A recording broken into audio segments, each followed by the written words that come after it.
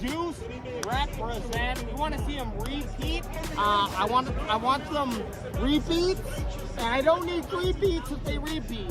I don't need 3 beats. I don't need if 3 they beats. repeat. If they repeat, let's go. You don't think we're gonna make the postseason? Maybe wild card. So this is Maybe wild card. This is where I'm like, I'm good for a good ribbing, but like to say we're not gonna make the postseason, now I can't even argue with you because you've sucks. Oh God. You know it too. You know it. Who's your quarterback?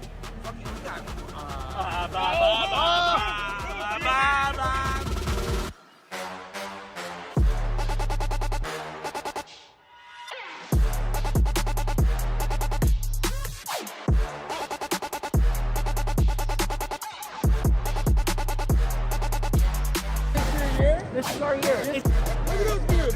Look at those beers. Look at those beers. Look at those beers. Let's go! Let's go, Cowboys! Let's go, baby!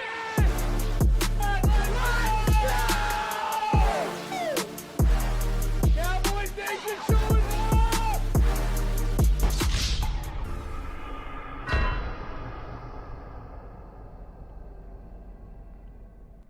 Most pristine athletes in modern history playing in the NFL. Even the offensive linemen are incredibly athletic. I mean, these guys are over 300 pounds, and you know they can Not only the size, but the speed of the linemen? Are you kidding fly me? on the field. You're telling me a guy that's 330 pounds meant to block a guy that's 290 pounds is faster than me?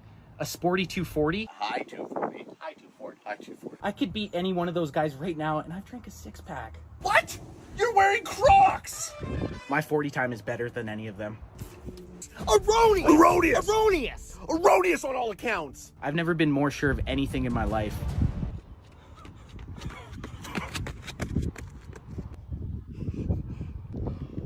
How'd I do? 13-5. Final quarter. Here we go, baby! CD for the CD, baby! And I'm going for 2. Woo! I don't know why my safety was just playing off so far. Tackle him! Yeah, well, I might be a boomer, but you sound like a pipsqueak. You don't even know how old I am. No!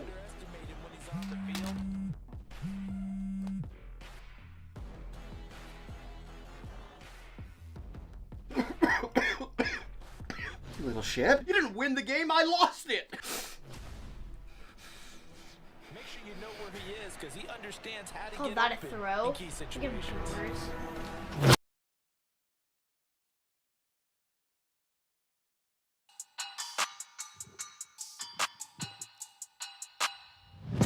Boosh, baby!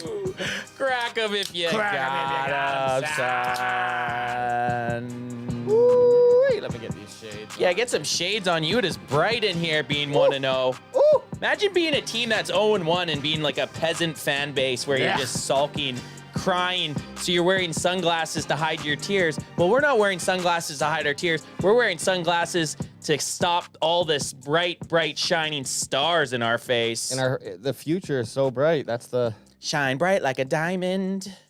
But week 2, AJ, week 2, and we are here on the Cowboys Can Fan main event. Oh, man, and it's Hell week yeah. 2 already. We are already, what, 6.5% done the season Well, after this week. I'm that guy. I'm Yeah. that guy on a Sunday night or Sunday morning. I'm like, well, I may as well be at work already. yeah. So I'm like, week 2, and I'm, oh, my God, we're already 6.5% done the season. Well, and that's the thing. Less than a week ago, we were 0%. Yeah. So it goes quickly. Life moves at you fast. But 1-0. We're 1-0. We had the Monday night or the Monday night day hangover, whatever the hell you want to call it, on that we did, and we got to talk about week 1. But life comes fast at you, and we're already on to week 2, man. Week 2, we got Which kicks off tomorrow. Yeah, that's right. We got the Dallas Cowboys hosting the New Orleans Saints, a home game. Which Home bodes- opener. Home opener. Bodes well for the boys. Got a lot on the docket today. We got to talk about who's going to replace Jake Fergalicious Ferguson. Is Zimmer going to have something up his sleeve? He has some history here with the New Orleans Saints offensive coach or coach, Kubiak. Yep. And also our classic matchups to watch, bold predictions, score predictions, and whatever the hell else comes Whatever up. we want to. Whatever we want to do. And as you notice, Bandwagon Boy 1 isn't in here, so we'll do whatever. If I want to do a shot like this, behind the back shot, You can. I can. I might just keep it like that the whole cast. Just kidding. Adam would love that too. And by the way, just for anyone who's tuning in, we did change up our format just slightly, so we won't really be touching on anything in week one.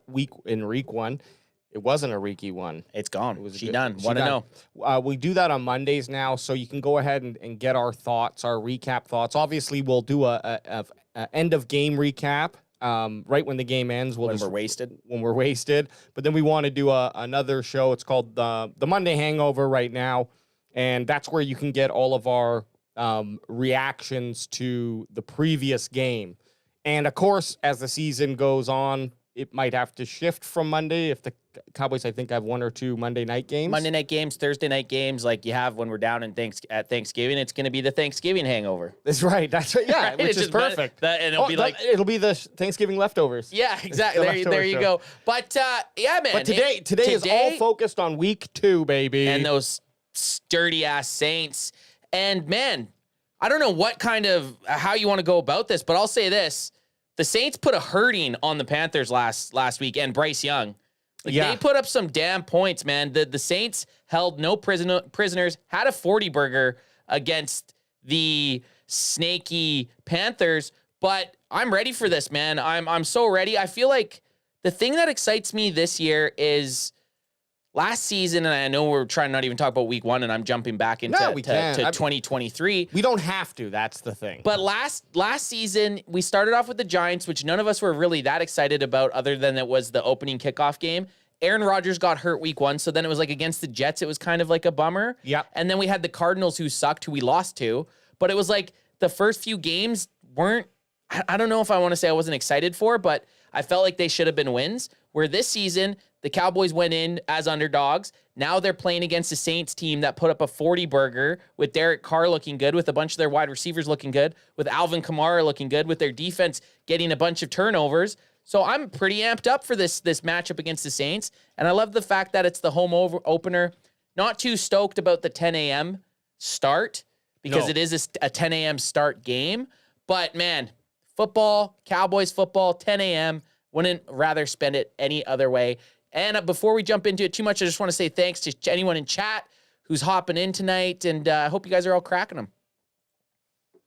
I already have one crack, so you know I'm in chat. I have one crack, and yeah, there's a few storylines here that we can talk about, and I made a couple notes, and I'm gonna just start saying things. Do it. And when something clicks, then we're off to the races.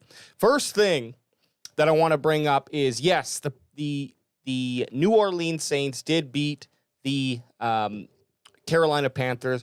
It's week 1, so let's not get too wild about it for either team, right? They both had excellent games. Panthers, though, I'm going to be critical on New Orleans. Panthers look to be like one of the worst teams in the NFL. In fairness, the Browns look to have the worst offense in the NFL. Yet they were somehow the favorites last week, which is wild. Right. So, I'm sure that's going to be changing coming up into week 2, especially when we look at power rankings here. But one of the major issues, just listening to and looking at some stats this week, was Derek Carr was only pressured 3 times in that game. And he actually, take it for what it's worth.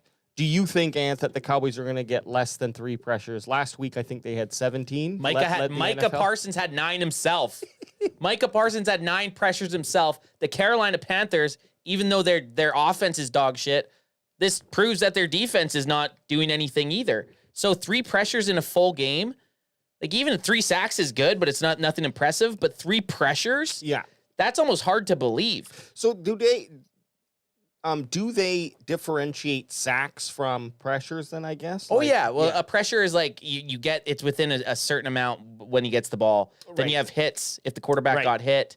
Like Mike only had 1 sack last week, but he had 9 pressures. Right. But the NFL's starting to take these pressures into account way more. Same with like PFF. Yeah. Because a guy like Mike is always highly rated because these pressures, the quarterback's out of sync right? Right. So or having to throw the ball. throw the quicker. ball. So having Derek Carr only have 3 times where he was under distress, is pretty wild. And in my mind, the Cowboys could have 3 pressures on him in the first series.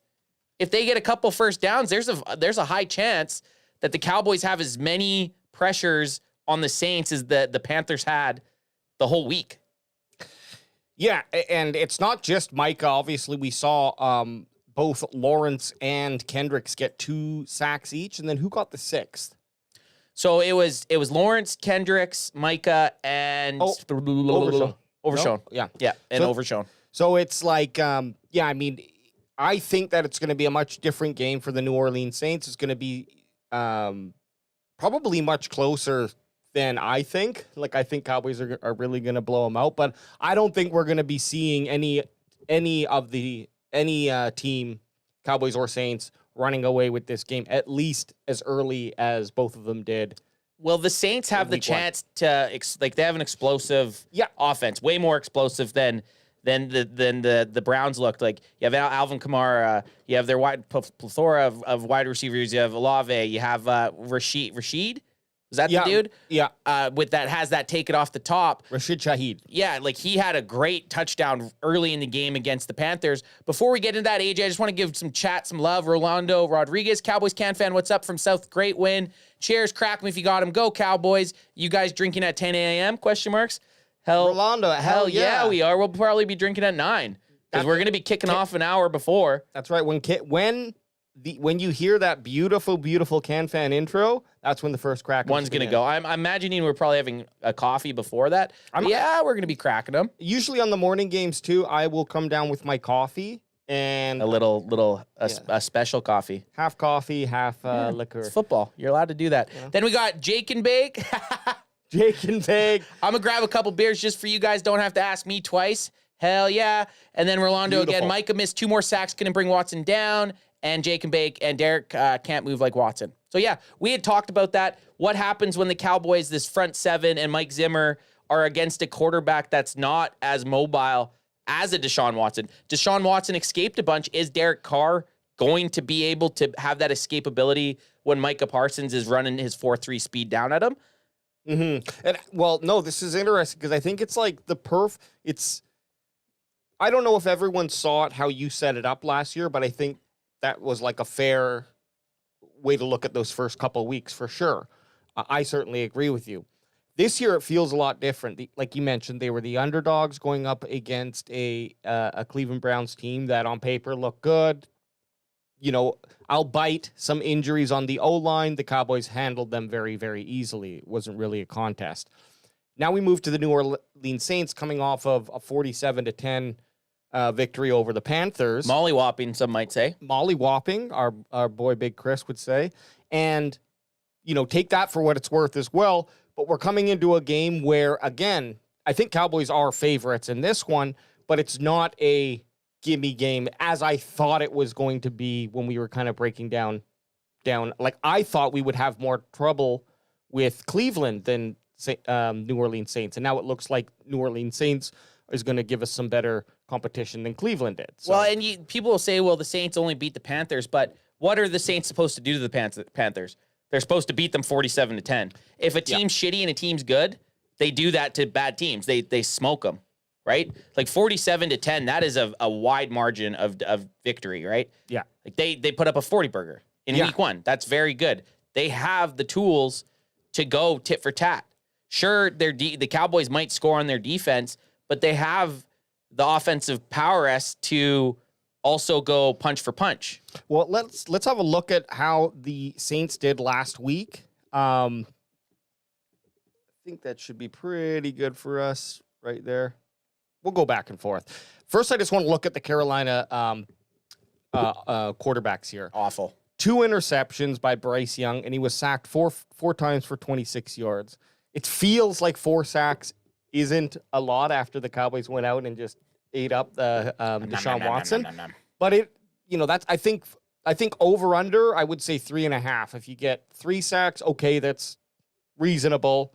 But 4 sacks, that's starting to push into where it can be a drive killer. It's killing a drive 4 times, right? Yep. I don't know where those sacks happened, but just look, purely based off the numbers. And then also just the passing metrics, like 13 for 31. Under 50%.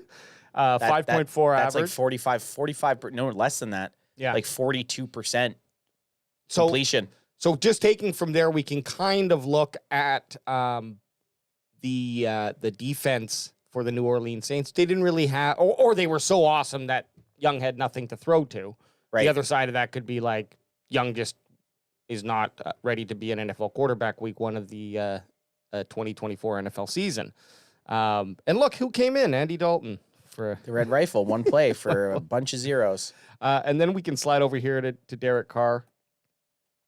Didn't really have he kind of had a very Dak Prescott-y game. 19 for 23, 200 yards, 8.7 average, 3 tugs, 1 sack, and a 84.9 QBR. He had a better rating, but Very high accuracy, though. high accuracy, High touchdowns. but only 200 yards. I think the Saints probably fell into the same place, whereas like we don't need to make any risky plays. And obviously, you score 47 points, your opponent scores 10. That's going to be the case. The zero turnovers, though. Derek Carr took care of the ball, man, and when he was asked to throw the ball, it was a completion. Almost a very high 90%. So yeah, Derek Carr, he's been in the league a long time. He's been on a couple teams, but he obviously has the quarterback position figured out. He only got sacked 1 time for 1 yard. Yeah. So he was getting the ball out and he was making smart passes. And obviously they were running the ball. We go down here. This was a problem last year with the Cowboys. Didn't really seem to be a problem against the Browns. Mind you, they only had Jerome Ford. Quality running back. I liked him last year just from a fantasy perspective. Like I liked his potential. And he had a couple big games, I believe, when filling in for Chubb. But obviously he's no Nick Chubb. But when we come to play New Orleans this Sunday at 10 a.m. PST, 1 p.m. EST, we're going to have to face off against Alvin Kamara and Jamal Williams. And both of these guys can run the ball and have been leaders in the backfield on different teams. Well, they have a different skill set. Jamal's kind of that change of pace a little bit, and Alvin Kamara is just that guy that can do it all, right? Like you look at his stats from the game against Carolina: 15 carries, 83 yards, 5.5 average, and a touchdown with a long of 17. That's a very good game out of your running back. Yeah, very, very good. And Williams following up. They're not as impressive. 11 carries, 38 yards, 3.5 average. But he also got a touchdown and a long of 14. So both these guys can break off long plays. And then, of course, don't forget about Taysom Hill, 5 for 35 and 7-yard average. Kind of their switchblade. Kind of does a little bit of it all. He plays a little tight end, plays a little bit of running back, plays a little bit of quarterback. When he goes out there, you got to pay attention to him. And you don't see a lot of players like that in the NFL where they're going to go to each spot and they can hurt you from anywhere. But this might be our first tale of the tape, kind of. New Orleans rushing total 37 carries. So 13 more carries than they passed the ball in this game last week. 180 yards, 4.9 average, 2 tugs, and a long of 17. So pretty consistent running. If your stats look like that as a running back room, you're more than likely winning the game. Absolutely. Almost every time. If you have 180 yards for almost 5 yards per carry and 2 touchdowns, you dominated that game, is how I see that. Like, if you just showed me that stat alone and said who won this game, I would 80% to 90% of the time bet on the team that had that. Yeah, no, for sure. So I think what's interesting here is what's going to be more of the issue. Is it going to be that the offense just wasn't needing to pass the ball, and that's why Derek Carr didn't only threw for 200 yards, but he did have 3 touchdowns, obviously. That's significant. Or is it just that they're going to run the ball down the Dallas Cowboys' throat? So what do you think from just looking at their first week stats here? Is there enough that we can take away from to kind of guess how the Saints are going to try to move the ball against the Cowboys? It's kind of tricky because Carolina's bad.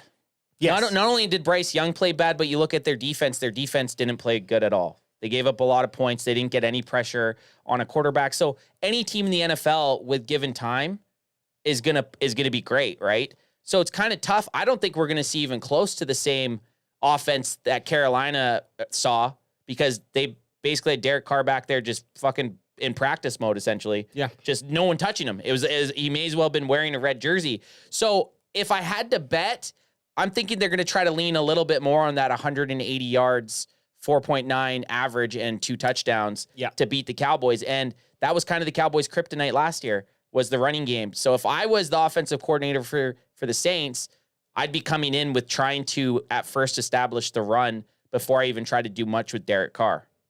Yeah, no, it definitely makes sense, especially with those 2 backs for New Orleans. Looking at Carolina's rushing, we don't want to stick on this because it doesn't really matter too much, but overall, 20 carries, 58 yards, 2.9 average, 1 touchdown, 8 long. So I don't know. Was New Orleans defense really great, or was it just that Carolina's rushing back room consists of Miles Sanders and Chuba Hubbard? Yeah, I think it's a combined effort. I think anyone's dunking on Carolina this year, to be honest. We got Rolando saying the Panthers defense is not good and the Panthers had a lot of turnovers. Go Cowboys. And then Jake and Bake, we got them battling out in chat right now, throwing us that chat rate. My Saints fan friend was going crazy seeing them dominate that UFL team. Jake and Bake, I love that you show up each week with a little adjusted name, but we still know it's Jakey B. I love everyone in chat. We appreciate you guys coming back. Don't forget to smack that like button. It brings a lot more like-minded Cowboys fans in here. Because on this Wednesday night main event, we're just going to be cracking them, going through little stats, trying to come up with some predictions, just having a good old time. On the New Orleans receiving side of the ball, not a lot to take away, really. Modest passing game, but Rashid Shaheed had that 59-yard touchdown. Ended up finishing the game with 3 receptions, 73 yards, 24.3 average. Most of that, of course, coming from that 59-yard, which was on the first drive, right? And a touchdown, 5 targets. So you look at how this ball was spread around, though, on New Orleans. It looks like they had 10 receivers. Sorry, Bub's not there, so 9 receivers. With Alvin Kamara leading the pack. With 5 receptions, which is what you expect. And that puts him over the century mark in total yards. Someone who obviously we're going to probably have to deal with more in this game is going to be Chris Olave. He's going to be going up against either Diggs or Seatbelt himself, Kalen Carson. That's such a good photo of him, eh? That's such a good photo. Dude, I gotta ask you this, because this is a great question by Grizzly in the chat.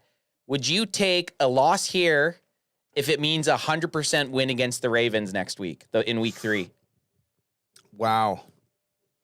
Okay, but if a win here, does that mean it's 100% loss against the Ravens? I would say yes, just to make. I think beating the Ravens. Well, here's the thing. Okay. Because I got a little bit. If you were saying yes, I got a little bit of an argument on the other side. I would say yes, just purely based off of, beating the Ravens means more in terms of the playoff conversation. For sure, it does. My issue with it is the Cowboys always seem to play to whoever they're playing against. So when they have a lesser opponent, say the Saints, they'll sometimes let those games slip. And then when they play the Ravens, they end up beating them because they're playing up to their competition. I think it's more telling if they come in and beat the Saints and then lose a close one to the Ravens. You know what I mean? Because you could still beat the Saints and have a good game against the Ravens and still come out with a nice moral victory. You lose to the Saints, I think in any way, there's no moral victory. Right, and if we look at the Ravens week 1 versus KC, it literally went down to the wire and a toe caused the Ravens to lose that game. So but no one's talking about how crappy the Ravens are, They had played a good game against the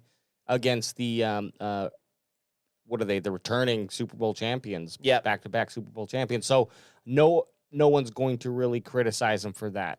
It's still a loss. Grizzly has a good point, and the loss to the Saints affects NFC seeding. Where if you lose to the Ravens, it's an AFC team.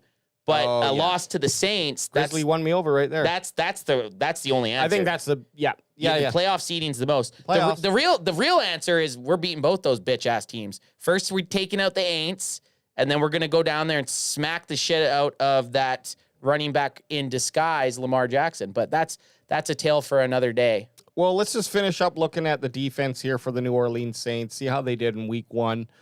Big stories here is Alontae Taylor. He just had an incredible game. 6 total tackles, 3 sacks, 1 pass deflected, and 3 quarterback hits. 3 TFLs? 3 TFLs too. Shoot, I missed that. So this guy looks like he's going to be some. Should we get a little? Let's get a little peek at this dude. Peek at this guy. Let's get a little. Okay. He's got the skull cap. He's rolling the skull cap. You know what? I want to get some images on him. Yeah, let's see what we got to check him out. We got to check him out for show. Doesn't look too intimidating. No, but, what position is he playing? Cornerback. He's a cornerback. 3 sacks from a cornerback? That's like a game of a lifetime. Holy shit. 3 sacks, 3 TFLs, PD, a 3 cube. Man, that is a lifetime game for a cornerback. Well, I think we found the reason that the Panthers got smacked. They didn't have any wide receivers out there because the cornerback was getting 3 TFLs and 3. Like, he was behind the play, behind the line of fuck, help me out here. Line of scrimmage? Line of scrimmage at least 6 times. That's crazy. Man, Alontae Taylor. Well, What a at game. least 9 times because 3 sacks different than 3 TFLs and then different than 3 QB We've hits. talked about this before. Those are all separate stats. Like Yeah. a TFL is a TFL, a sack's a sack, And a QB hit's a QB hit's hit. a QB hit. Which is just... Or is the 3 sacks considered a QB hit? No. Oh, no, I think the QB hits are after, because a sack is a sack. A sack's a sack. A QB hit is he hits the QB, but the ball was already released. So what was this guy? That's crazy. That's that's crazy. Alontae Taylor. Let's watch him. Number 27. Yeah, that'll we'll be a guy to watch. for him. That's going to be interesting. Tyrann Quarterback. Mathieu, the Honey Badger, still out there doing his thing too. Yeah, look at that. Four solo tackles too. He does not like to share. And then the other sack came from Demario Davis. Just a sack, and I think that's pretty much Yeah, well, Demario Davis, we have a DeMar Vion. Overshown, son. Baby. Cameron Jordan didn't have a great game. He's another guy to watch for. He's a very good player. Willie Gay is also good. I mean, the Saints are going to be... this is the thing. Even prior to their beatdown of the Panthers, I thought this game was scarier than the Browns game. It made no sense to me that people were holding the Browns so highly. This game's scarier. Right? This game's scarier to me, and I get it. The Cowboys are at home, but the Cowboys are 6.5-point favorites. And last week they were 2.5 underdogs. Yeah, I just don't necessarily understand that. I think a lot of it probably came because of the home. Like if Cowboys were home against Browns, they are like a 3-point favorite. Yeah, it would have been like an obvious. And you go back to last season, the Cowboys didn't lose a single regular season game at home. We know they lost a game at home, but they didn't lose a regular season game at home. So this is going to be their first home game. I'm going to ask you this. Do you think the Cowboys carry that same swagger and that same home field advantage this whole season? Yeah, because I want to say you shared the Sounds of Sidelines. It's always a fun video to watch. There's always... Sometimes I'm like, yeah, maybe I'll give it a watch, but there's always like 2 or 3 awesome moments, and they do a very good job at editing that. So I love the Sounds of Sidelines, but in there, I don't know if I'm just hyped up or not remembering correctly from last year. It definitely feels like a different energy from a lot of those players.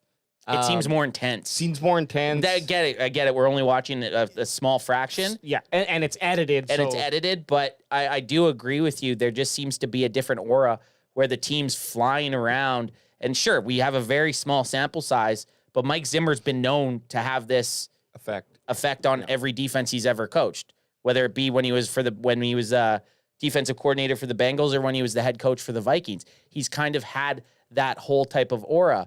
AJ Kyler Gaming was saying it was the defense. They were top 5, meaning the Browns. And then a good question from Rolando Rodriguez. What grade do you give the rookie offensive linemen? Cheers, crack 'em if you got them. Go Cowboys. Well, okay. It's for me, and take it my word with a grain of salt, because I have a very hard time knowing if an O lineman has done well or not outside of looking at stats, right? But watching the game, there was 2 pressures that Tyler Guyton let up, and there was 0 from BB. So I got to give BB an A. Yep, I agree. Got to give him an A. Guyton, I would also give an A minus, B plus at the least. And their only reason is he was up against Myles Garrett. Myles Garrett had 2 plays that I noticed where I was like, oh man, he beat Guyton bad. And that's what you don't want to see with an O-line. You don't want to notice the O-line. But those were the only 2 pressures that he allowed. So against Myles Garrett. Against Myles Garrett. So if that's the case, I kind of feel like it's warranted to give Guyton an A as well. But because of the pressures, and if I have to rank who was better, then it would be, I think, it would go BB and then Guyton. And so in that case, let's say B plus, A minus, however you want to throw that up. But I don't really have, I was very surprised in a good way with how the O-line played. And as we were talking during the game, Myles Garrett is the guy that you want your rookie left tackle to go up against, because it's like, hey, let's see how you do. Yep. Bought G's in the house. Crack them if you got them, baby. Sup. And we got EJ Savage, boys in the zone. Fellas. What up, EJ? What's happening? I did read a funny story today with Micah talking to Tyler Guyton. Tyler Guyton was telling Micah how crazy Myles Garrett was, how strong he was, how fast he was, that he was like a freak of nature. And Micah essentially said, well, don't worry, you're through the hardest 2 now. And he's like, hardest 2? And Micah's like, yeah, me and Myles Garrett. The rest are easy. Which I hilarious. like, which is true. You had to go all summer against Micah. Yeah. And now you got your first start against Myles Garrett. You know what's and you didn't give up a sack. Exactly. And you know what'll be interesting is to see the progression of Guyton up until, is it week 5 when we play Pittsburgh? Yes. So that's going to be interesting. These next 3 weeks is where Guyton can, I'm not going to say he's going to have it easy. He's playing against NFL players, but in comparison, until he sees like TJ Watt, and then at week 7 he sees Nick Bosa. Right. So, but he's going to be a little bit seasoned by then. Exactly. So I think anything that he needs to work on, he's going to be able to put in the work to do that against NFL players, which is really where you're going to see that acceleration happen in picking up. And a lot of it, in my opinion, is getting the player up to NFL speed. That's what you hear a lot of college players say is like, and even the best guys is like, man, I didn't expect the game to be this fast, right? Yes. And so look at Caleb Williams, his first game. Yeah. It did nothing. Essentially, he had a very for them to get a win, with the Bears to get a win, Caleb Williams didn't do much. So it's into a test that the NFL is just a lot faster. It's not preseason anymore. Yeah. You're now playing against that 0.5% athlete on the planet. Probably even less than that, to be honest. Maybe 0.1. Yeah, I would say, yeah. There's so many football players who are great in their hometown, who are good in college, and then who don't make the NFL. So you can imagine that speed is just, you can't even imagine ahead. it. DJ, you want to toss me one there, son? Yeah, and I'll grab one for myself too. Do it. So then you got Steve and White in the house. Cheers, cans. What's up, Steve-O? Bought G's, slugging it out. I said EJ's already in there too. Man, we got chat's bumping. We're all here on a Wednesday night doing this. Crack 'em if you got 'em, son. Crack 'em if you got 'em. Okay, let's kind of talk about the game now. And first thing I want to do is just bring up the third down efficiency. Now, very, very small sample size for the Dallas Cowboys. And I don't have anything fancy for you guys on the screen here. But guess what? You get to look at us, beautiful boys, and we can talk. Cowboys were 25th in third downs in week 1. A minus 0.6, basically. And minus 0.6, sorry, EPA per play. What's EPA? Earned points, something or other. Average. Earned points average per play. So minus 0.59. But if we don't know what that means, well, here's the context. In 2023, the Dallas Cowboys were number 1 overall on third downs with a 0.0433 positive EPA per play. So it's too little, but not being efficient on your third downs can really cost you against a lot of teams in the NFL, especially when you're playing against teams who can put points on the board as quickly as you can. You can't be sitting back against these Ravens Who else do we mention? 49ers, Saints, those types of teams who have strong defenses. You can't be sitting back and hoping, oh, well, we're just going to be able to play the same way that we did against the Browns, where they weren't really competitive from the get-go. But does that scare you at all? Is it just week one? Week one, man. Way too hard to... It's too hard. You can't... I think we said on the Monday Hangover, your answer was about into week 4, where you start seeing trends. I said about week 5, which tomato type thing. Yeah. You need some games. Not only do you need an away game, you need a couple away games, couple home games to really start getting a feel for a team. And sometimes it even takes longer than that.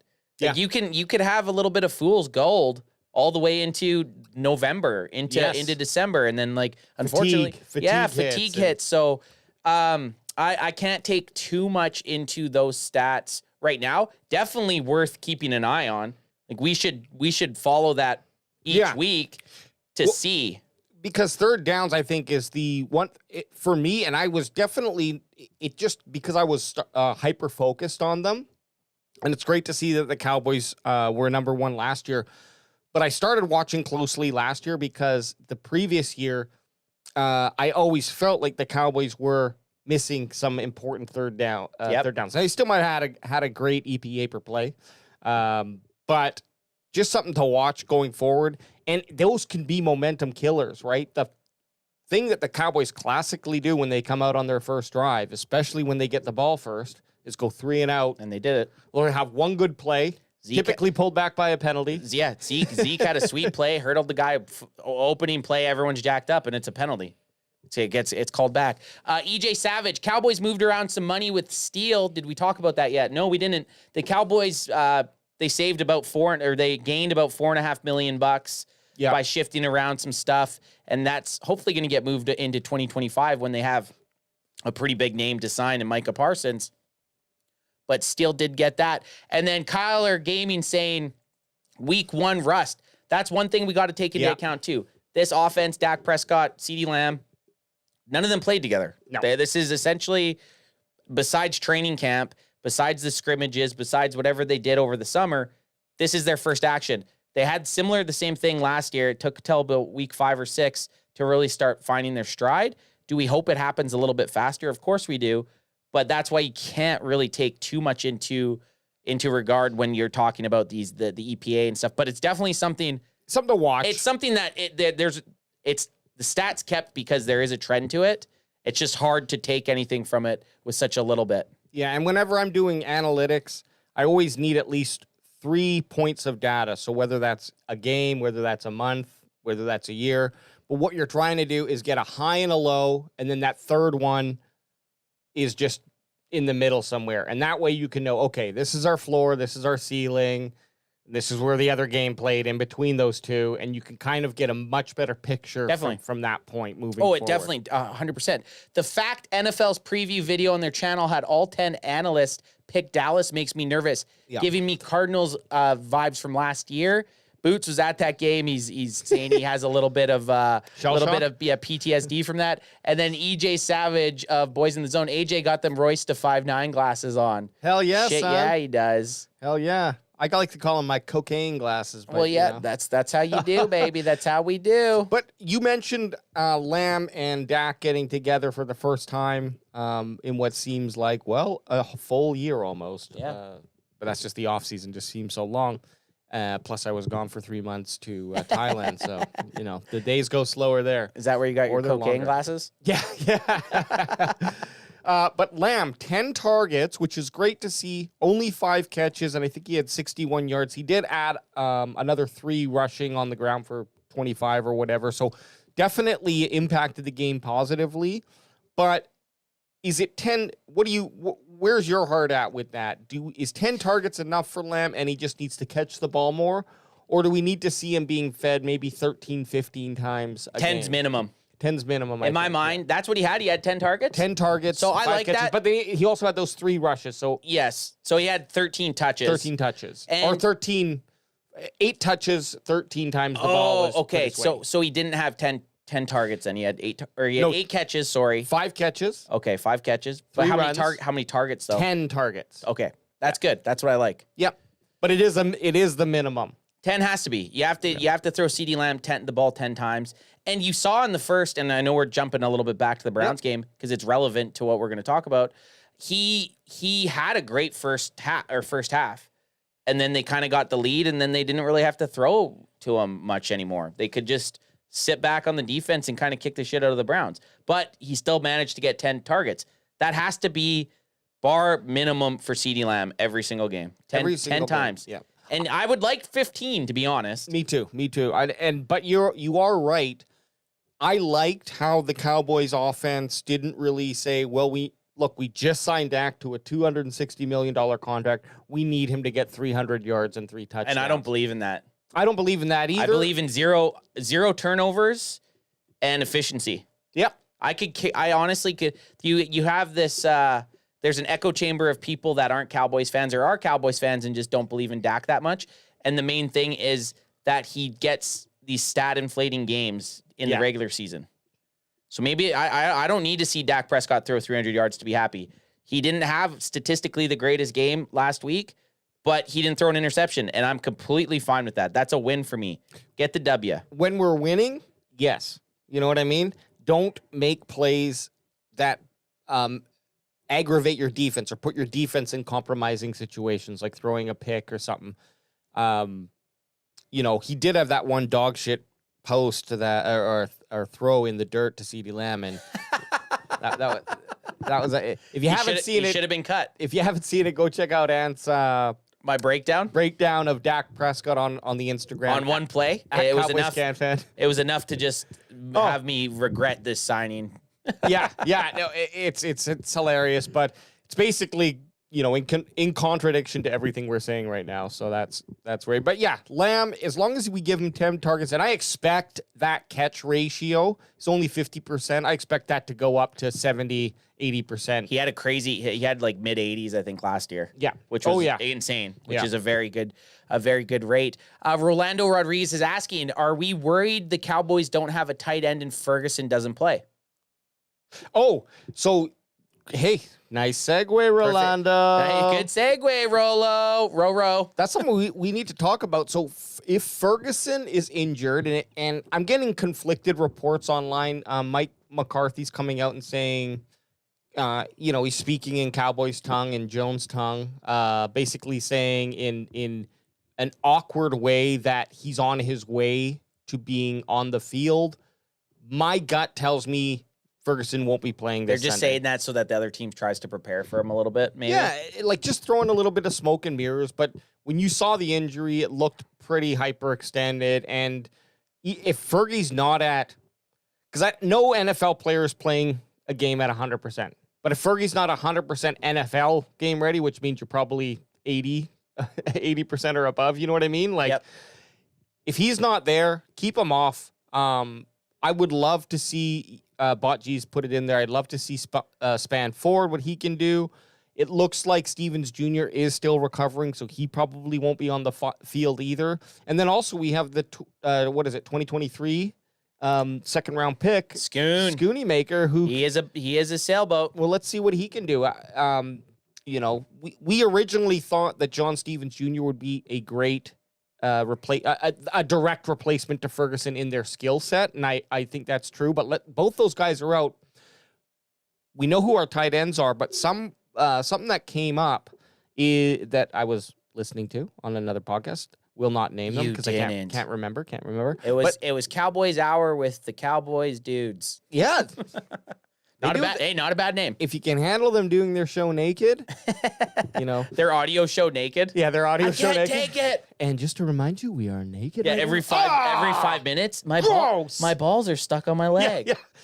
No fans in this room. But Hunter Lepke is a candidate for coming in and playing maybe not a direct replacement to Ferguson, but passing role, blocking role. Yeah, so Ad would get a big old hard on for that. Well, I figured I needed to say that with BW1 not here. I needed to come in and say that for him. But what do you think about Hunter Lepke and his potential at getting the ball a little bit more? I think he's.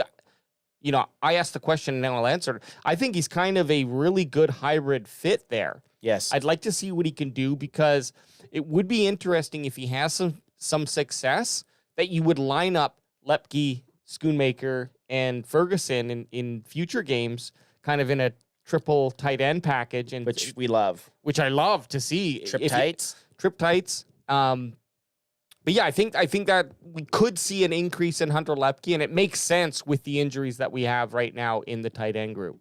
Guys, chat's popping right now. We got all the guys here. Let's hit Kilo it. C just rolled in. What's up, fellas? Kilo, what's happening? Sup? And then it's just everyone having a party. Everyone's saying hey to everyone. Everyone's in good spirits. That's what 1-0 will do to you. That's what 1-0 will do to you. Wait till next Wednesday when we're fucking 2-0, baby. Oh, That's hell when we're yeah. going to be rolling. Well, make sure y'all, when you are hungover on Sunday, because I don't know, for us, the 10 a.m. games allow us to kind of get hungover late at night on Sunday instead of Monday morning. Sleep it off. Sleep it off. But we're a West Coast. We're located near Vancouver, West Coast. So how is that with the East Coast? I think it would be. It's just the mid-afternoon games that we're used to then, right? Like, Yeah, it's kind of like they're at 12 o'clock or sorry, same vibe. yeah, same 12 o'clock vibe, right? Yeah. Kind of what our 1 o'clock games are. Yeah. It's the East Coast having the night games that would really mess you Oh up. yeah, because you're not done. I don't know till- I would have to take if we started our stream, if we started our live stream watch along play by plays, whatever the hell we call them, Yeah. at 8:15, Yeah. and then did the post game, we wouldn't be done till 12. 1 o'clock. I would have to miss work every time after. Yeah. I'm not responsible enough to not drink enough. Well, you have a show to do. I have a show to do. I have a show to do. AJ, we got up on the screen right now. We have some of the betting odds, which I always like to look at the betting odds. It gives you a little bit of a tell. It kind of tells you what Vegas is thinking. It also tells you what a lot of people are betting on. Do you find it interesting that the Cowboys, well, I'll say New Orleans because it's showing them, that New Orleans opened up at plus 6.5? That's a pretty big margin. Kind of surprising from how, I mean, maybe they're taking into account that it is the Carolina Panthers, obviously. But I also didn't think, I would say even without week 1 out of the books, I still think 6.5 is too much. Yeah, Right? it's a lot. That is quite a bit. I think 3.5 is fair. Although you do add in the Cowboys' home success in the regular season, that could be pushing it up. But I wonder what they're seeing that would give the Cowboys that plus 6.5. Because, like, what's the most that you would see? Plus 9.5? Like, basically? In what regards? Because you'll get sometimes 2 scored. You'll get 10s. You'll get 14s. Okay. So, like, when it's a... But not after a team just could put up a 40 burger. Yeah, I know. And it's to me, it's we've talked about too early to judge anything. But a team still put up 40 points to have a 6.5 points difference. We'll cut it in half. Yeah, if it was still, I still a 3.5. I think is more in my mind's more realistic. And I'm saying that I bet on the Cowboys today with the minus 6.5, just with my own money that I had left in my bet 365. And so what does that mean? That you get... They have to win by 7. more than by 7, which I think it's a big it's a big for a little bit of information that you have after week 1.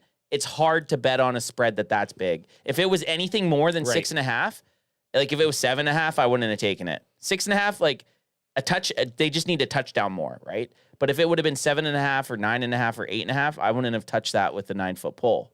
Yeah. But at least like I could see them winning by more than a touchdown, but it's still a big spread for such little bit of information that we've gotten from the two teams. Coming off 2 teams who put up scores. Who dominated their opponents. Yeah. And both are coming in to the week. Like you don't know, one of them, something's going to break. And then you have them, the New Orleans are 6.5 point underdogs. Then you got the money line is plus 230 New Orleans, which means you more than double your money if you bet on them. And then the over-under is set at 46.5. Which I think that's where the over-under should be. Still, I think under. Shit. What? Baji with the super chat. So, okay, well, hey, read it out. Cut me Huge off and Dallas read this out. Cowboys. Sorry, AJ. Huge Dallas Cowboys Nation parade on Sunday morning before the game. lots of fan clubs, car clubs, super fans, and your boy Boots will be representing Cowboys Can-Fan on the same truck as Super Cowboy. That's awesome. Hey, Super Cowboys legit. Obviously, you know Bot G is legit. So where is this national parade on Sunday? It's going to be down in Arlington. Down in Arlington? Awesome. Well, shit. Get lots of footage, Boots. Bot G's going to be out in Dallas, hey? He's going to the game. Oh, beautiful, beautiful. Bot G, we love you. We appreciate the super chat, man. You're a real one. We can't wait to see the content you get. Yeah, and if you are going to the game, make sure you message Bot G on whatever it is, Twitter, Instagram. It's Bot, just what his name is here, I believe. Yep, it is. Bot G _Eric. So, and trust me, if you can't get a hold of him on social media, you will be able to find him. Just look for the man standing up doing tequila shots. That's all you got to do. We love you, Bot G. Yeah. So yeah, moving on. Well, you were saying you're over under. Oh, over under. I think that's, I would still. Oh man, I think I would still go for the over there. I think so. Over. Because I think either one of the teams could score 30, and then I don't think the other team will be trailing far behind. If you're throwing down an over-under bet, when do you start getting worried about the over? Like at what point? Like what 50. number? Yeah, I think 50 is when it's. Other than that, like depending who's playing, yeah. In today's NFL, it's such a score. Well, the over-under for the Browns game was 41, and they smoked it. Yeah. Well, they didn't smoke it, but they beat it easily in a game where one team was really scoring points too. And that's it. Yeah. So it's all it takes. I think the Saints are more than capable of scoring 23 points. Yep. And I think the Cowboys are more. I think the Cowboys could score 35. So. Yeah. Take the over all day if you are, but hey, we do not take our. We're not betting. What is the term gurus? You gotta read? Yeah, don't take. We're not gurus. It's not advice. It's just for fun. So just for 1-800-GAMBLER. Looking over here, again, these team metrics, take them for the 1 week grain of salt that they are. But while we're looking at them, I want to talk about, and we touched on a little bit, but Kamara, the combination of Kamara Williams is much better than Ford. I also think our defensive line is much improved, as well as we have some actual linebackers. Do you feel like a little nervous? This is kind of the first real test. Not to take anything away from Ford, but I think he's getting his first real taste of being a starter in the NFL right now. What's your take on the Kamara Williams? Do you? Oh, they're feel good. Like, They're a very they're one of the top running back duos in the NFL. That's Kamara true. can score from anywhere in the field, whether it be lining up in the backfield or running the football. And then Williams, a couple years ago, he was one of the best running backs as far as touchdowns in the NFL when he was playing for Detroit. So they're definitely you got to give them a little bit of the lean for when it comes to running back room. And again, just judging off of last year, because we didn't have much to judge week one, the Cowboys' weakness was their run stopping defense. So yeah.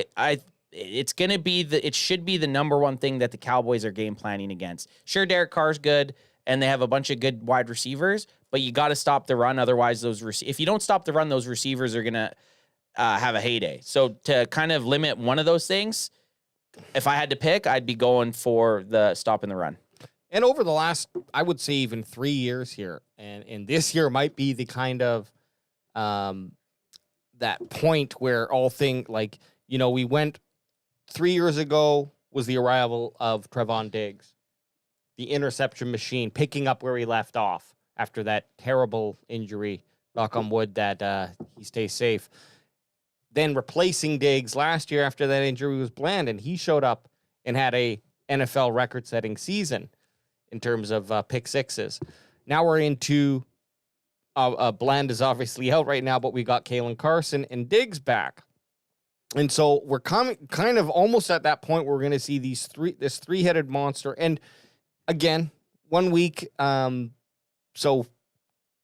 Carson could have just had a lucky week against Amari Cooper, but he looked to play the part of a cornerback in the NFL. That's a 5th round pick. The Cowboys, Deron Bland, 5th round pick. Kalen Carson, 5th round pick. Keep bringing these guys up. And so what I'm getting at here, though, is in our secondary, of course, we've had those boys locked in for a long time. But it really does start with shutting down the run game. If the Saints can't run the ball or don't feel confident that they're going to be able to get those 3rd and 5, 3rd and 6, 3rd and 4 type of distances, and they might try throwing the ball. Well, we saw it last week with Micah Parsons tipping the pass up. The Cowboys, if you throw the ball in the air, there's I don't know what that percentage is, but compared to the rest Just give me one. I'm going to say there's probably and it's not a lot, but there's probably a 5 to 8% chance of that. But what do you feel though? What's the percent you feel? 12. I feel like 50%. I see that ball in the air going to Diggs' side. I'm like, it's not 50%. Like that's fucking wild. Well, in reality, interception. in reality, it's probably 5 to 8. But in my head, I'm like, he's got it. Oh, it's like a 50-50 I'm ball. like, we're doing a shotgun. We're shotgunning. But that's a great feeling to have. Like if the Saints are forced to throw the ball more than they're comfortable with, or at times where Derek Carr isn't 100% comfortable, that's where our secondary, and obviously we can talk about the linebackers too, can come into play, tip the ball up.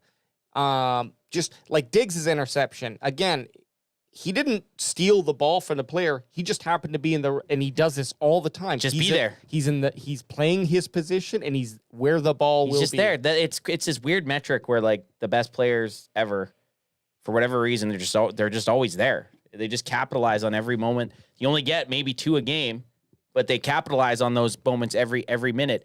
GR7 Network in the house. What up? Howdy, boys. Howdy, Gus. How's it going? Had to give out our boy Gus a shout What's out. Baba say? Oh, and then Bandwagon Baba, Diggs is going to try and beat Bland on pick 6s. Could you imagine? I'd love to see a battle. I'd love to see what a did he battle. break it with? 5 or 6? Was the record 6 or... I mean, we were at the game. I think it was 5, but... I think it was...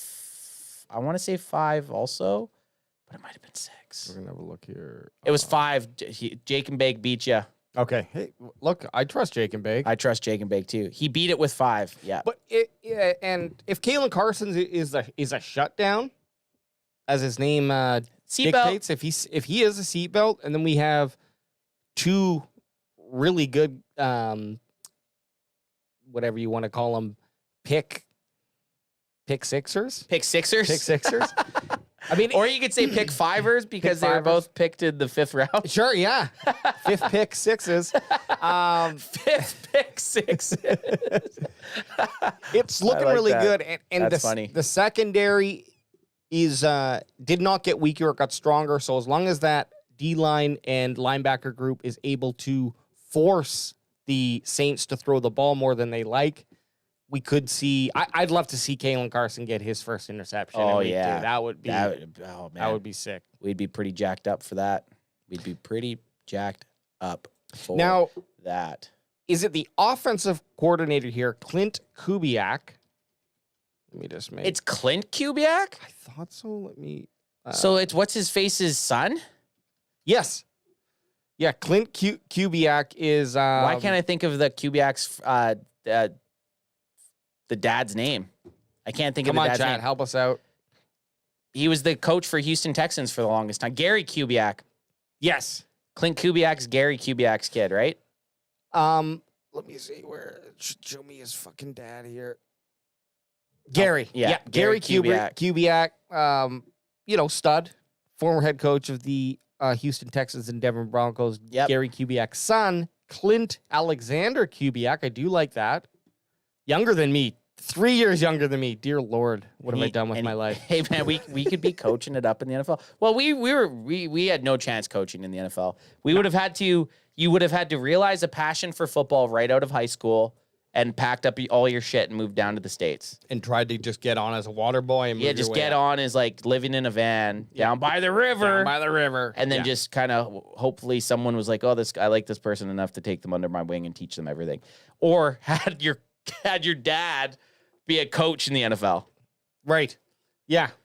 Well, that would. Which I feel like Mike Johnson could have been a coach in the NFL. Oh, Mike Johnson would have been one of the most polarizing coaches in the NFL. I feel like Mike Johnson would have been very Mike Zimmer. Oh, yeah, very Mike Zimmer-esque.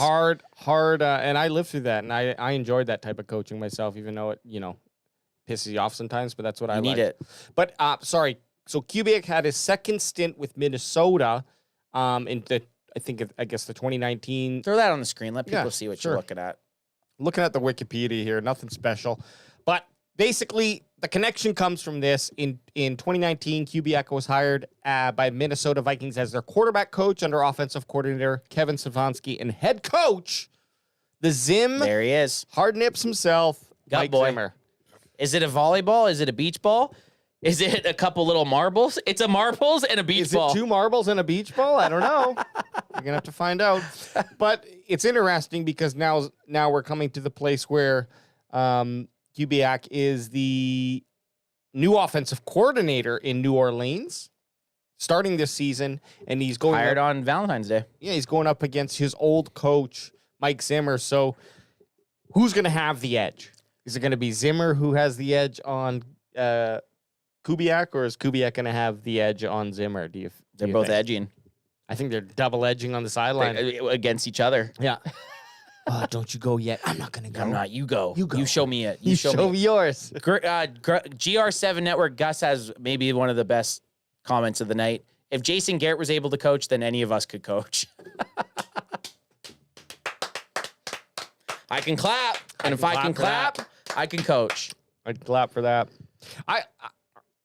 My perspective is I think this is going to be a fun game of I don't know, cat and mouse type of thing. Meow. It's going to be fun to watch because Zimmer is going to want to obviously show his student, which he probably still thinks of him as his student, right? Yeah. Anyone under like 20 or 30 years younger, he guaranteed calls them kid. He goes, you're from my fucking tree. Yeah, you're my You're my fucking branch. Yeah, you're my branch. When history looks back on this, you're going to be off my branch, bitch. And you're not even a branch, you're a sprout. But that'll be interesting and something to watch, right? How obviously you're going to be watching football, so you're going to see how the offense plays against the defense. But over under them bringing it up during the game, 2.5. Oh man, we're probably gonna get Greg Olsen. We're probably gonna have Greg. I thought it was. Did it show? Yeah, I thought it was Tom Brady. No, it was Tom Brady last week And it's this week too, at 10 a.m. I think. No, because I feel like Brady gets the afternoon games. I don't know. I read that somewhere. I could be. Yeah. Is it? It's Brady again? Yeah. Weird. It's Brady again. Oh no, that's week 3. Whoa, and week 3, week 2 and week 3. we get Brady for the first 3 weeks. I mean, we don't have it. We don't even listen to. Here, let me get that on the screen here. We don't even listen to the broadcast. Hang on. I did listen to a couple Twitter clips of him talking, and a lot of people are bashing him. I don't think he was that bad. I think it's just nerves. And I saw a funny post about Brady commentating. It's like even the best quarterback in the world still gets nervous when he's doing something different. Oh, that's what he said? Well, that's what people were saying. Like he was stuttering his words and like kind of missing some stuff. It's like, well, yeah, it's his first ever game broadcasted. So we get Brady first 3 weeks and we won't even hear him at all because we are listening to ourselves usually. And look, exactly. I don't even know how week 1 went. I don't really care that. Like I need to hear stuff from Brady. To be honest, we laugh at Garrett. I actually like Garrett's clips that I've been seeing come out. He's better. I think he's better in the position he is. He had a couple good ones recently. Yeah. And it might have been because he's playing into my bias, but he had a couple better clips. And it might have been like his first year or two in broadcasting. It was like, I still had like the hate that he ruined wasted Tony Romo's career. And even the first few years of Dak, that I'm like, just shut the fuck up, dude. Yeah. Like, just shut up. Now that I'm a few years removed from him, 5 years. I mean, Mike McCarthy's fifth year in Dallas. I'm starting to not hate his stupid face as much. And this plays into you, Jake and Bake, saying Jason Garrett stood up for Dak on TV the other day. Can't help but still care for the guy. So, hey, look. You got that. As Ann said, I actually didn't have a season where I watched Jason Garrett. Me and Adam, when we hopped on the bandwagon, and we still got that place camped out and reserved for us. We're not moving, even though we're 3 years deep now.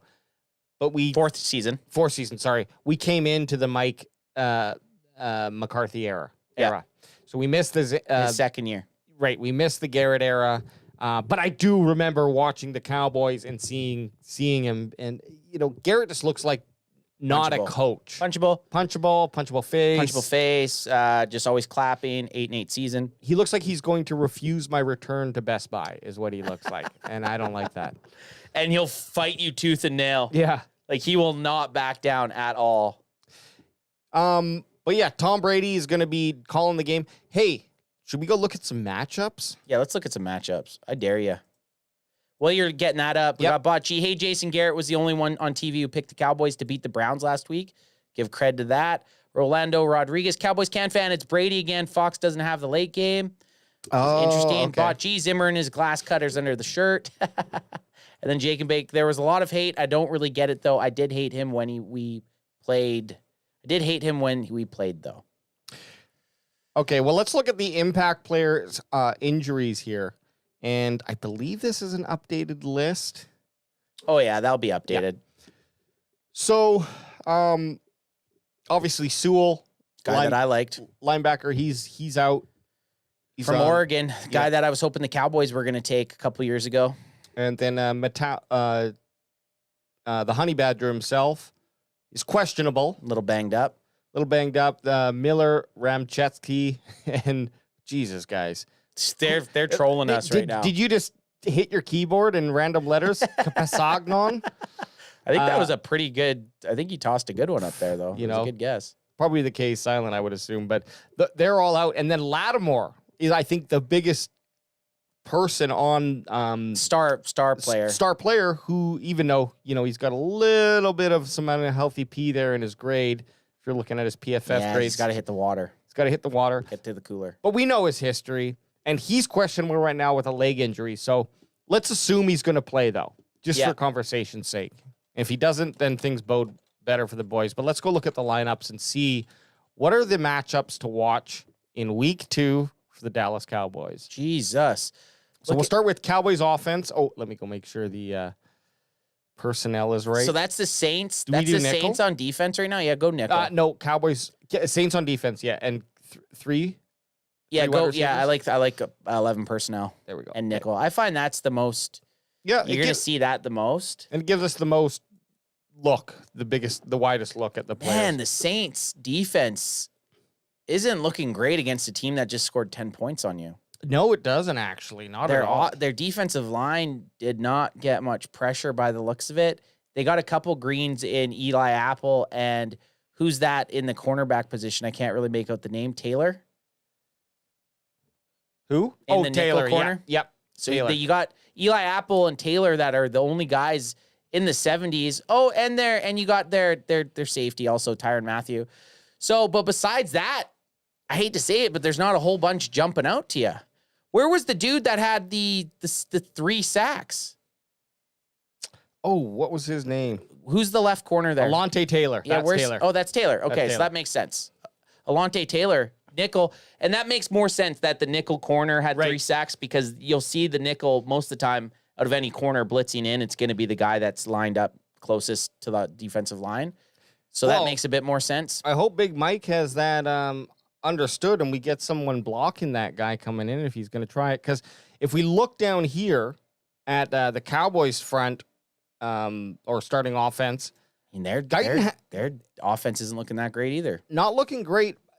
Take this for what it's worth. Dak Prescott had a 58 ranking, and he played to win the game. He did. But Guyton, only a 42. He is very dehydrated, but he's sitting right beside. He's got to get some electrolytes. He's going to have to get some electrolytes. Again, looking at Martin 61, and we know Martin always plays, his top game every time he's out on the field. So am I worried about Guyton? No, because I look more as to, well, what were the results of his poor play then? If it's two pressures against Myles Garrett. The best defensive player in the league, or one of them. One of them, exactly. Definitely top 3. Let's take that into context here. But for the matchups, we're going to see Lattimore, if he does play, against either Cooks or Lamb or Tolbert, I guess. I don't know how the Saints actually line up their defense, if they just have Lattimore stuck on the left or if he moves around the field. But I think that's kind of going to be the biggest thing to watch this game. Lattimore versus whichever receiver he's against. And personally, I think the competition is Lattimore versus Lamb if he's Yeah. out there. Well, just those guys are going to, let's assume they're going to put their best cornerback on our best wide receiver. It might not be be how it works out. But if Lattimore is injured, then of course that's going to change things. Which I hate to say we're hoping for, but we're not not season but ending. we're not hoping for, but we're not hoping against. I'm hoping, here's what I'm hoping. He's a little tender. Yeah. He's not injured. And he says, you know what, coach? I got to go to the water park today with my kids. I'm calling this one in. Yeah, I'm just not showing up. I'm just not coming in today. AJ, you want to toss me one there before we Hell hop yeah. into the Cowboys offense and the Saints defense, my friend? Or reverse. Yes, reverse. I did mean that. I just wanted you to catch me on my miscommunication. You always do. I always throw up little sneakies. Okay, let's do that. So switching Cowboys to defense, nickel, and then looking at the Saints, 11 personnel. 11 personnel. Look at that defense. Let's just have a look right Okay, now. all right. Feeling really good Crack about that. me if you got him, me if son. you got him. Get him in, you kid. Man, Kendricks, overshown. Look at this. Overshown 88.6 There's by some PFF. You remember last year, those linebackers were always Dehydrated. very dehydrated, low ratings. And now we've got two linebackers. Obviously, we know week one it's only 1 week. It's only 1 week. Kendricks had obviously a massive game in terms of big stats. Big stats, interception, sack. Yeah. Two Tackles. sacks, interception. He was Sacks. overshown too, though. 88.6, baby. He might have had the best highlight clip going around the internet. That when Deshaun Watson rushed out to the right side of the field, and then Micah Parsons was chasing him. Then you saw overshown just. Nope, not today. And after I started listening to other people talk, and I sobered up, and I started watching stuff, I was like, I don't think Aubrey was the Kraken player of the game. I will backpedal on that. I think it could have went to either. I think the three, and I think a better argument for any three would have been Overshown, Micah, or Kendricks. I think any of those three guys could have taken it. And you know what? I think that's why we didn't post it. Right, and it is true. And we were in week one. We had that week one rust too. Okay, Everyone gets it. We're looking at points. I think we got stuck on the Aubrey train and we just gave it to him. But you're absolutely right.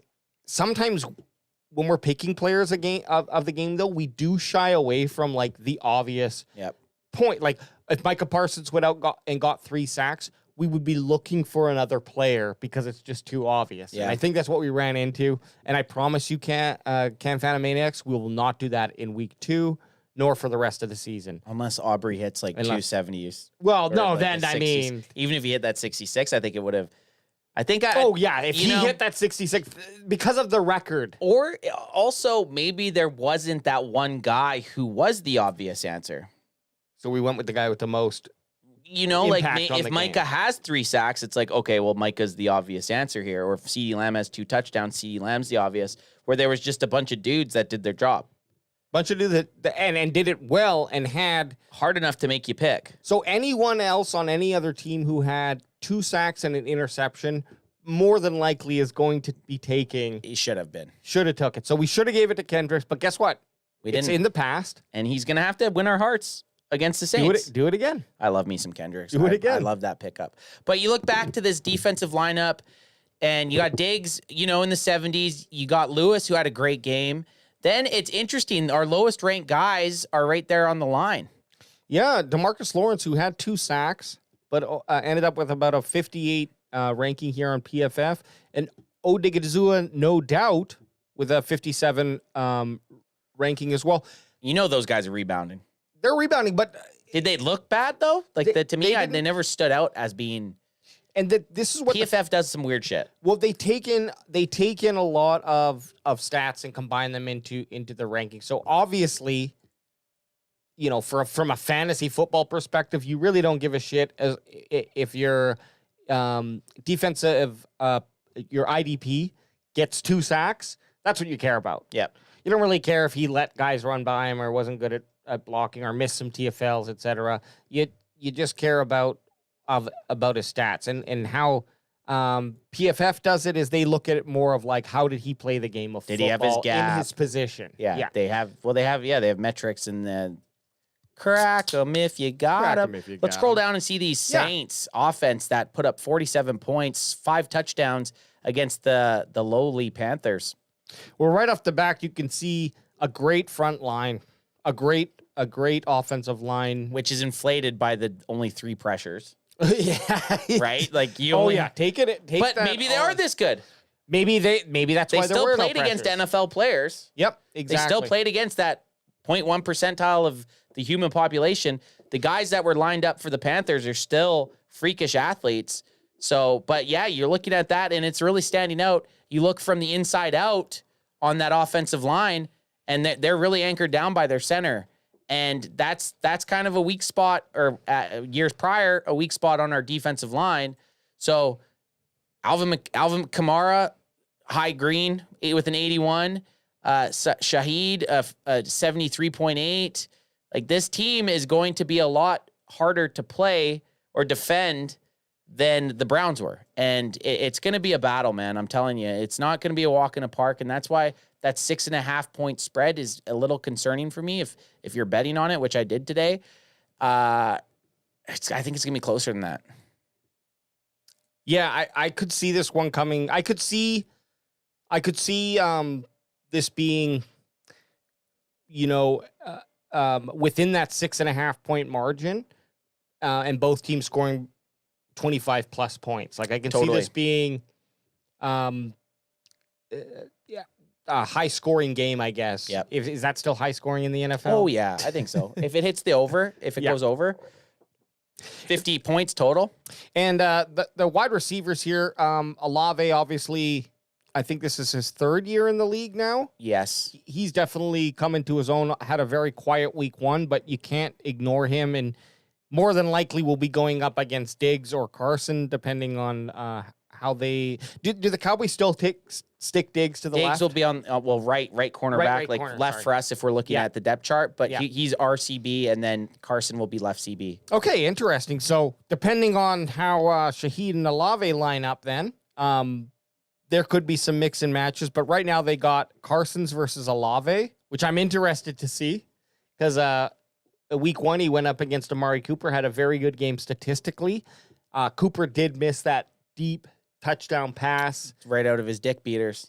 Went right through his dick beaters. Must have a big dick because he was Couldn't not even grip a football. couldn't even grip a football. And then Shaheed had that big long pass, which I think, when you think about it, Wide opes. wide open, very, very true. But how are you going to beat Diggs? It's going to be making him bite on an interception with a double move or something, Yep. and going over top, and then hoping that Hooker or Wilson is not. Yeah, you almost Sit in the you back. have to get that 1v1 against Diggs and then hope he bites on trying. You got to use his instincts against him. Diggs is always going to be that guy that's challenging the ball, and you kind of got to use that against him a little bit, which you've seen in the past. I think last year he clearly didn't play, but the year before he'd kind of dialed that back a bit. We'll see. The Browns didn't go after Diggs that much, so we'll see if Derek Carr and the Saints decide to test the waters a little bit, dip their toes in that icy cold Diggs pool, see if they want to do 30 seconds with Diggs or not in their ice bath. But I'm excited to see Diggs put on another a good performance building off last week. Lewis also had a great game last week. Building off. I think second best a PFF ranking next to Overshown. And we had talked about it last week, going prior into the game, or it was at some point. Ad was talking about it, how Lewis had been very good going in. I think it might have been pregame actually. How Lewis had been so good at the end of the season after coming off his injury last year, right? And he's building off it clearly. Yeah, and I think he needs. I'll be watching. I'm going to put him on my list to watch or try to watch a little more closely, at least for the first 2 halves before I get the first half. First half, yeah. We all start getting a little and then I go out for my second green When do break. you usually go out for your second green break? Is it halftime? Like right when halftime starts, I try to last week. So you go just before kickoff, just before kickoff, halftime, and then post game. When I get home. You didn't do post game. No, you just the two. Yeah, because the 2 green breaks. If I smoke throughout the game, then I hit fourth quarter AJ about third quarter. So. Yeah, fair enough. Want to ask you really quickly. We had a really good and you don't have to be quick about this, and I'm not going to be either.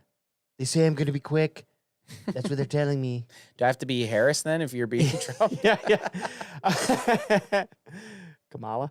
The defensive line had a really good showing. We talked about their pressures and sacks. Led the week 1 of the NFL with 17 pressures and had 6 total sacks. That's nice. Just devastated that backfield. Made it really hard for the Browns to move the ball. Are we going to see that? Or what's your expectations, I guess, for week 2 with our defensive line? I think you can go as a group or individually. I think you go 75% of both those totals. 4 sacks, and then like, what did you say? 17? I think 13 pressures. Yeah, like that would be pretty good. And I would be happy with that. Me too, but I would not be surprised if that, because I'm leaning towards that group is real. It wasn't just you want to build off it. I think we could see something much closer. But I like the difference here. I think that we could see a repeat or even better pressures, and then sacks. I mean, 6 sacks. That's a lot. That's good. That's very good. So I think if you get above 4, but I think with this group we got Lawrence Odigizua, obviously Mazzie Smith as well in there, Nealon the rookie, and Micah Parsons.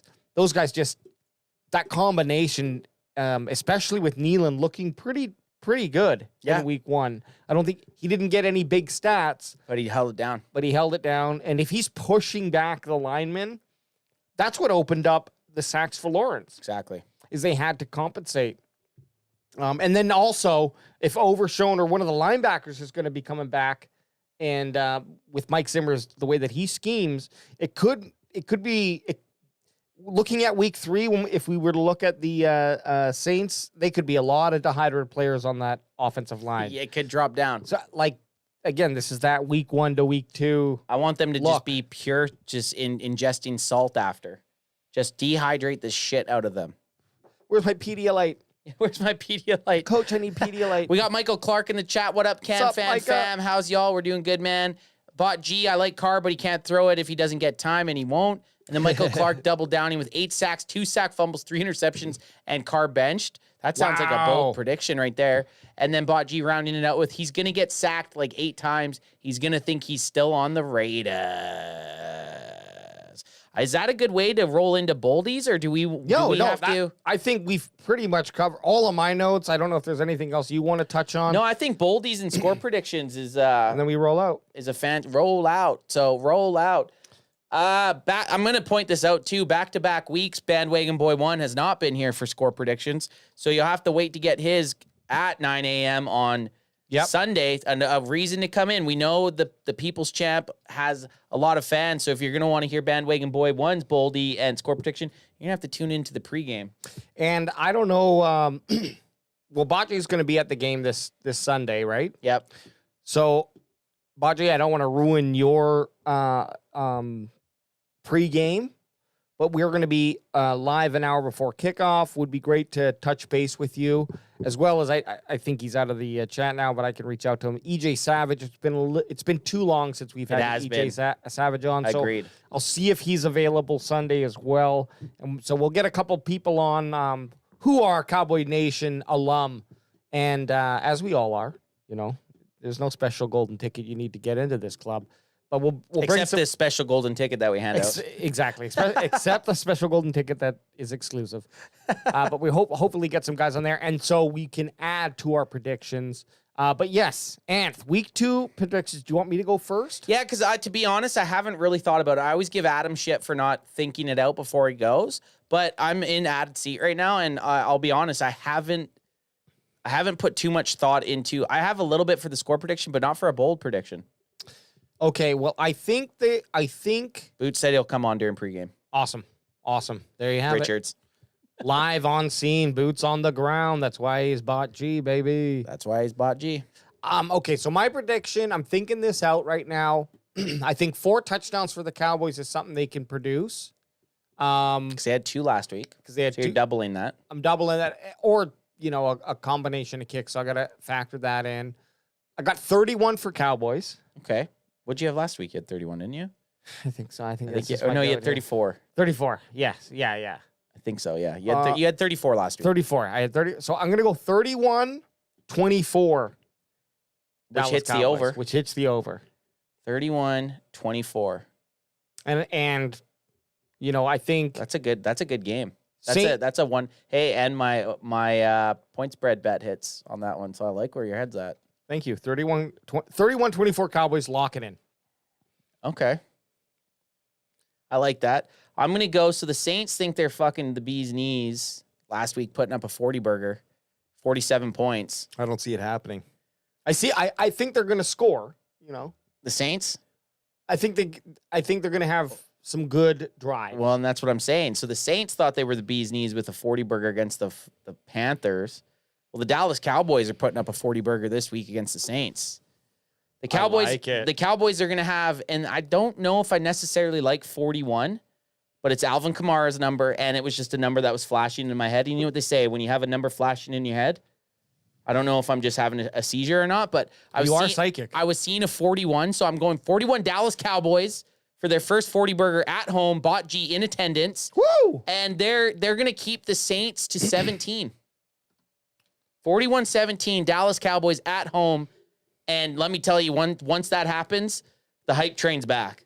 Oh, the hype train, anyone that was, I don't care how big of a pessimistic bitch you are, after they beat the Browns and then they put up a 40 burger and barely let the Saints score, you're back on the goddamn bandwagon. I don't care who you are. I love it. 41-17, put it in, write it down. And did you have a boldie? Bold prediction. I went with offense last week, didn't hit it. I had Zeke with 3 touchdowns. Glad he got one. I got to stick with the offense. CeeDee Lamb, 3 touchdowns, 162 yards.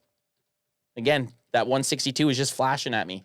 162 yards, over 11 catches, 3 touchdowns. You have to do the catches also. Yep. And so if he gets over 162, we'll give it to you. Like, are you saying he's going to have exactly 162? Over, plus 162. Okay. Perfect. That was a number flashing at me. No, I don't know. That is a huge game, and that is where we need CeeDee Lamb to start coming into play. Not week 5 or week 6, whatever it was last year. Now, 3 touchdowns. Oh, fantasy owners will be just everywhere, all over everything. Adam picked him in a league, one of his 25 leagues he's in. Yeah, had CeeDee Lamb in the second round. You know, Ad has every guy. in a league, and that's the only reason Clayton got. I spoke with Clayton. That's the only reason Clayton was upset is because every time a guy is brought up, you know, if you're in 20 leagues, it's like, yeah, you have every player in the fucking NFL. I don't want to hear it anymore. No, we love you, Adam. We miss you. We do miss you. Maybe be on the main event next week. Yeah, quit working. Yeah, working. Like, who works? Work sucks. I think he's coaching, but yeah, he's coaching. That's okay. Fair enough. He's doing football. He's football. He's football coaching. You'll get Adam's predictions on the hour before kickoff there on the CanFan app. Also, anyone else on the CanFan app. Yeah, on the CanFan app. CanFan app. Log in the CanFan app. You got to share a picture of your junk to get verified. Oh, that's them. Yeah. Oh, yeah. No, we know. But also, anyone in chat here, you can either throw your score predictions in this chat or do it an hour before or just right before kickoff even. Any social medias we do post. Any social medias, and then... yet to have anyone hit. There was a lot of people that were close. Very close. There were some very close ones last week. And then if you do hit, let us know, and we'll go and verify that wherever it is, because, you know, we're not diligent on that shit. But, you know... People will reach out if they hit. People will reach out if they hit. You always get the people that put the score in after the game.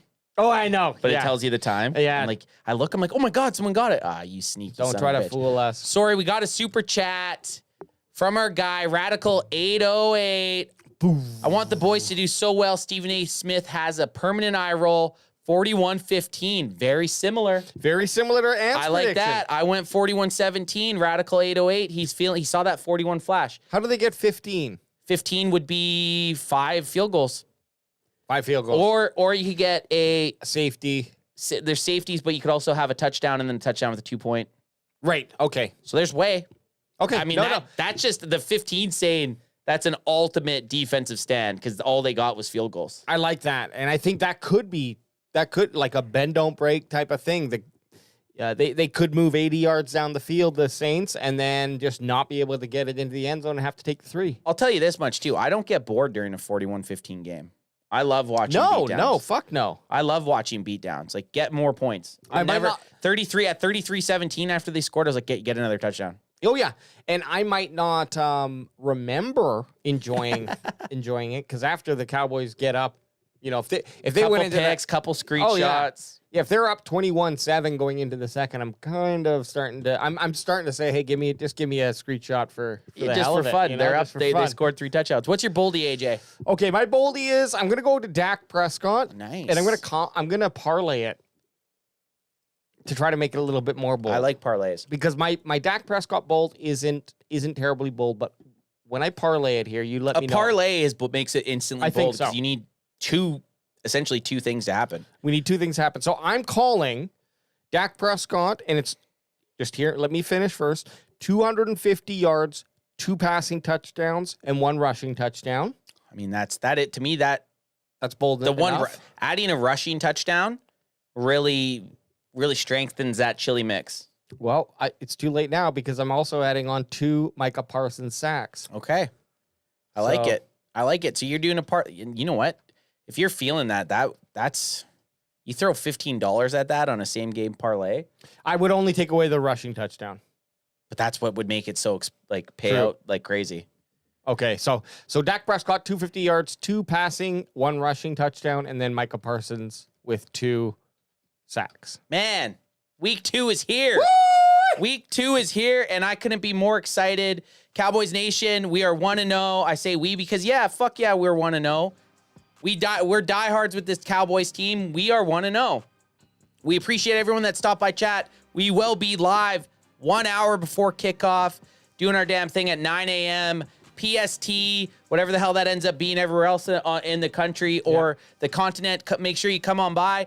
And someone knows a Saints fan out there, right? Like everyone knows one of those dirty Saint fans talking about gumbo and talking about the French Quarter and talking about probably playing jazz music too loud. Yeah, it's like listening to jazz music in their car. Like, who the hell does that? And if you know them, we got something that you can go and tell them. You can tell them to go fuck themselves! Woo! And then crack them if you got them. Crack them if you got us. We'll see y'all Sunday. Have a good week. Boosh.